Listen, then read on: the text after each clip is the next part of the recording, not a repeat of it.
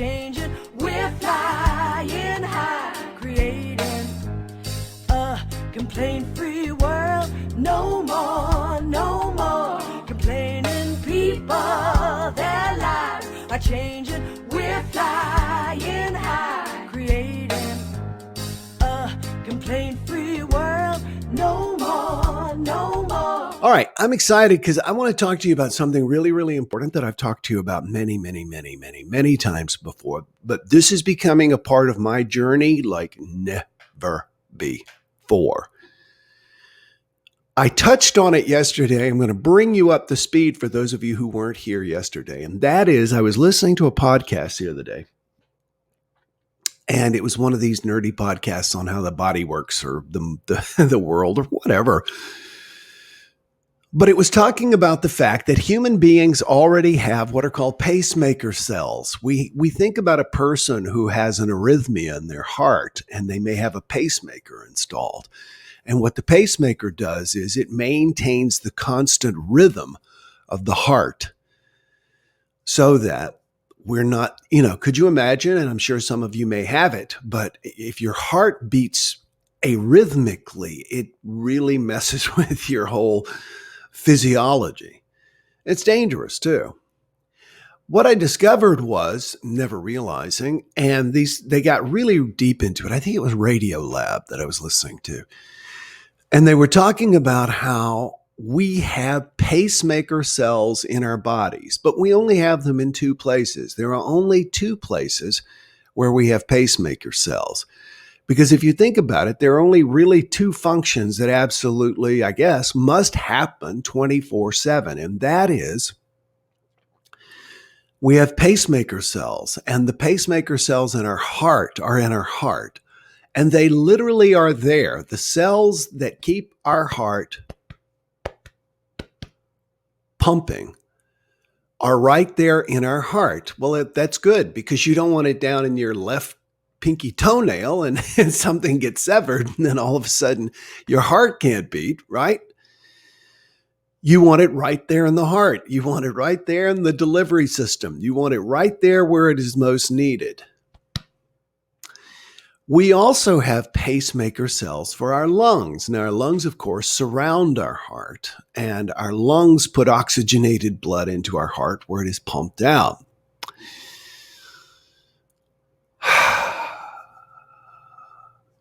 The interesting thing is the pacemaker cells, now notice I'm intentionally breathing, for our lungs are not in our lungs. They're not near our lungs. Because why? Because our pacemaker cells for our lungs are equally as much a part of our emotional makeup as our physical makeup. And so the pacemaker cells, the cells that regulate your breathing while you're sleeping, etc., when you're not mindfully breathing, are actually in your brain. Now, isn't that amazing? This shows how connected your emotional state and your breathing is. Now, when I said that, if you're a new person, you might just go, by the way, if you're new, be sure and let us know. If you're a new person, you might go, well, yeah, duh, you get frightened or you get anxious or you get upset and you begin to breathe more shallow. The thing is that for many of us, breathing shallow is our default system. So the way it works, and we've seen this, that the mind and the body are a loop, psychosomatic, psyche, soma, mind, body. When you breathe, when you are upset, your breathing becomes narrowed. And I always like to use this kind of a thing because imagine you've got this much range and your breathing goes into here. You don't even realize it a lot of times.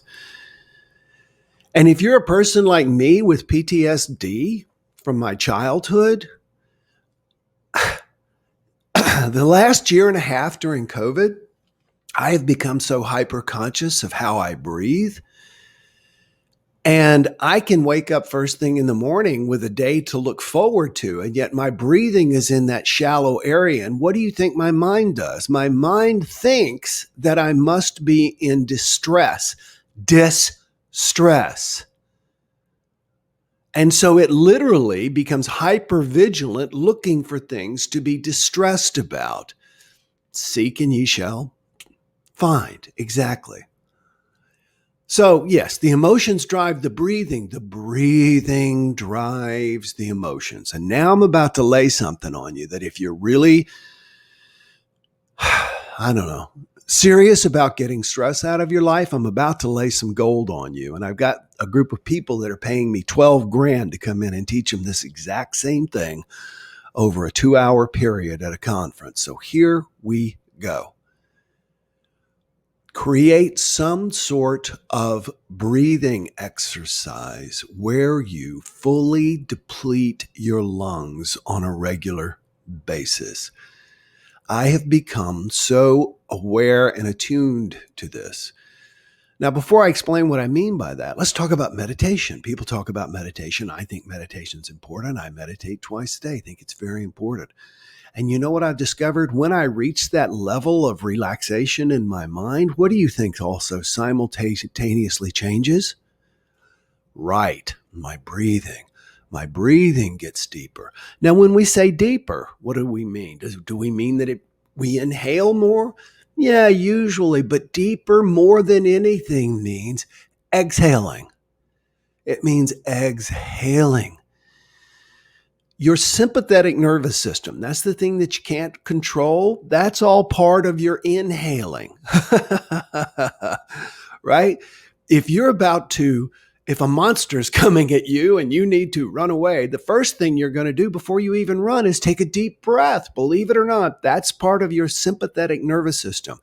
Exhaling is part of your parasympathetic nervous system. It is under your control, and it also symbolizes to your body. Not symbolizes, that's not the right word, signifies, thank you, to your body, that you must be cool and everything's good because you're exhaling. The thing is, few of us, I know I did not exhale, certainly not to the degree that I needed to empty it. It empties the lungs. It also strengthens the diaphragm, and it triggers that you're supposed to feel relaxed. The other day, I was getting ready to get on a stage and speak to, like, I don't know, some 400 to 600 people, whatever it was. But somebody was backstage, and this person does not get on stages on a regular basis and speak to big audiences. And she was very, very nervous, and she was walking back and forth backstage, and you'll see people doing this backstage when they're nervous. They're like trying to do this, like they're trying to sling it away. And she said to me, "Is there something that you do to help you relax?" And I said, "Yeah, I blow out birthday candles." She said, "What?" And I've shared this with you before, but I want you to know this has become a really big part of my life. I do this when I am driving. In fact, I add to it. I buzz when I drive. But when I'm on my way to play pickleball, I do it. When I'm about to have an important call, I do it. Sometimes when I'm just walking around my apartment, I do it. The idea is to restrict your breathing. It's not this. You're not going to relax that way. You're not giving your body enough time to take in what you're exhaling. So many times you'll see people, okay, we need to drop stress. So take in a deep breath. Everybody, and exhale. It needs to be the opposite. It needs to be,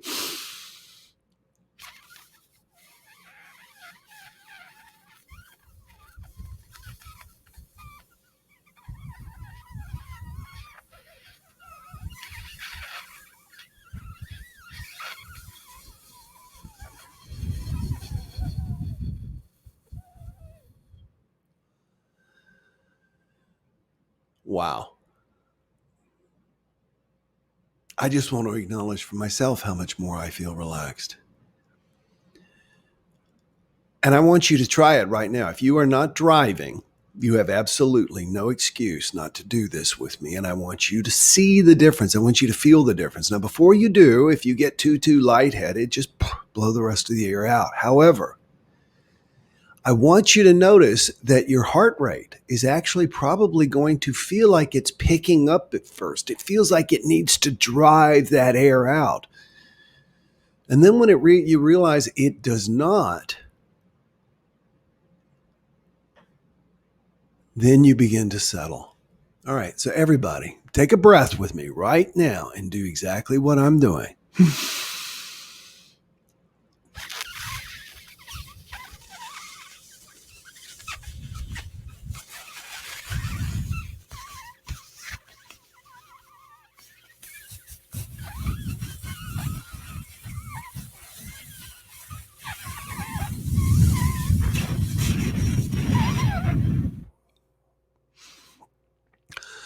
I see people do this. By the way, how do you feel now? Take a second. I feel like a wave of relaxation. I do this the whole time I'm on planes now. I do it when I'm walking through airports because, as I've said, my goal is to always maintain that feeling of equanimity, not triggered, not buzzy inside. And nothing triggers it like being around thousands of anxious people about to get into an aluminum tube together, all afraid they've forgotten something or something is going to go wrong. And so for me to stay calm, and to me to stay calm driving in Miami. Now, here's the other thing that I add, all right? And that is, I call this buzzing. And I do this when I'm driving because I find the buzzing actually kind of stimulates my body and relaxes my body. So try this with me. Here we go.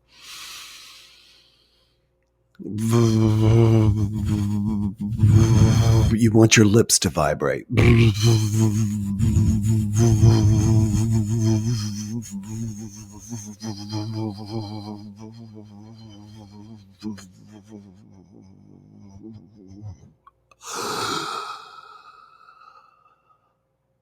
Wow, huh?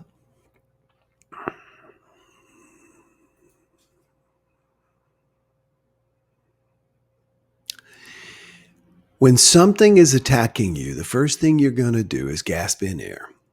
What most people do, because they're looking at their phones, and if you're looking at CNN, it is there to make you angry at the right. If you're looking at Fox News, it is there to make you angry at the left. But the bottom line is it's there to piss you off, enrage, and engage. And it knows it's working if your breathing goes into, and we don't realize it's happening. And all stress comes in that. When I teach this seminar that I'm going to be doing, and I've actually been hired to do it twice in 2022, drop stress and gain focus. The point is, there's lots of ways to meditate, and they all lead to relaxing your breathing. So why not try this and intentionally just drive your breathing for yourself? And in so doing, change your entire neurophysiology. Give it a try today. I want you to do this 10 times, 3 times a day. You'll be blown away at how much this will relax you. 10 deep breaths, all right? Give it a try and you'll be amazed at how much more chill you are and how addicted you get to the chillness. That's one of the things I've noticed. The other day, my daughter was upset about something, and understandably, there was something going very, very wrong. And she called me so we could discuss it. And I realized that I just so wanted to stay in the relaxed energy. And so the time she was talking, Willow says buzzing makes me laugh. Everybody try it. The idea is to make all both your lips buzz equally at the same time. All corners of your lips, the middle.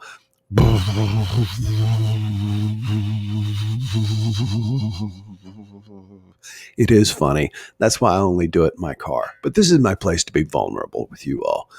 Give it a try today. Consciously exhale, and you'll be amazed at how it jumpstarts your day. No more complaining. People, their lives are changing. We're flying high, creating Complaint-free world, no more, no more. Complaining people, their lives are changing. We're flying